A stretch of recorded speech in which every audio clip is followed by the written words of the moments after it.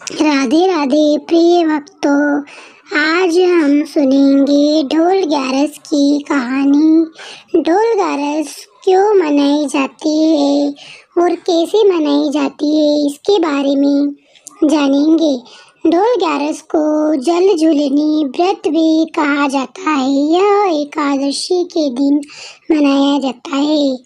भाद्रपद के शुक्ल पक्ष की एकादशी पद्मा एकादशी कही जाती है। पद्मा एकादशी का पर्व बहुत ही धूमधाम से बनाया जाता है। इस दिन भगवान विष्णु के वामन अवतार की पूजा की जाती है। इस व्रत को करने से व्यक्ति के सुख सौभाग्य में बढ़ोतरी होती है। इस एकादशी के विषय में एक मान्यता है कि इस दिन माता यशोदा ने भगवान श्री कृष्ण के वस्त्र धोए थे। इस दिन कान्हा की पालना रस्म भी संपन्न हुई थी। अतः इस एकादशी को जल झूलनी एकादशी कहा जाता है।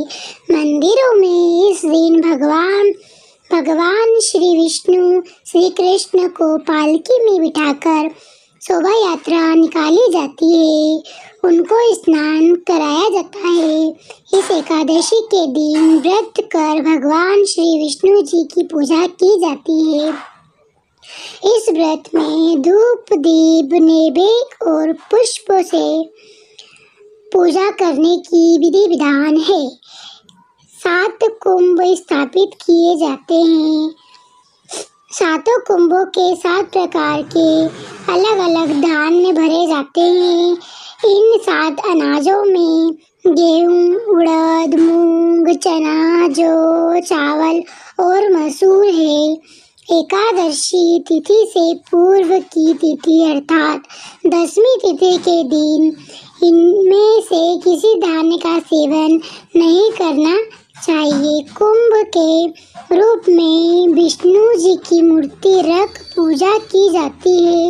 इस व्रत को करने के बाद रात्रि में श्री विष्णु जी के पाठ का जागरण करना चाहिए। यह व्रत 10वीं तिथि से शुरू होकर द्वादशी तिथि तक किया जाता है।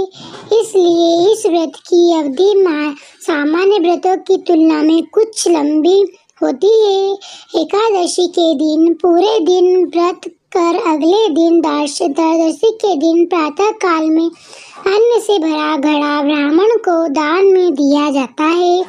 राजस्थान में जल झूलनी एकादशी को ढोल ग्यारस एकादशी भी कहा जाता है। इस अवसर पर यहाँ भगवान गणेश और माता गौरी की पूजा एवं स्थापना की जाती है। देवी देवता को नदी तालाब के किनारे जाकर इनकी पूजा की जाती है।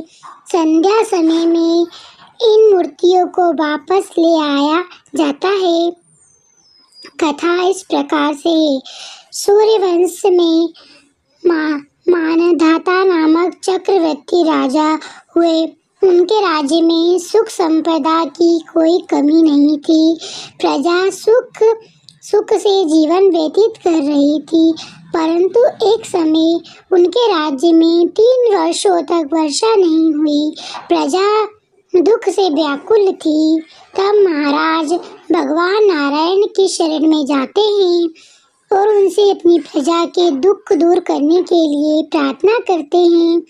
राजा भादों के शुक्ल पक्ष की एकादशी का व्रत करते हैं। इस प्रकार व्रत के प्रभाव स्वरूप राज्य में वर्षा होने लगती है और सभी कष्ट दूर हो जाते हैं।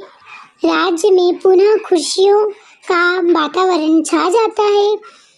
इस उत्तम व्रत का अनुष्ठान अवश्य करना चाहिए।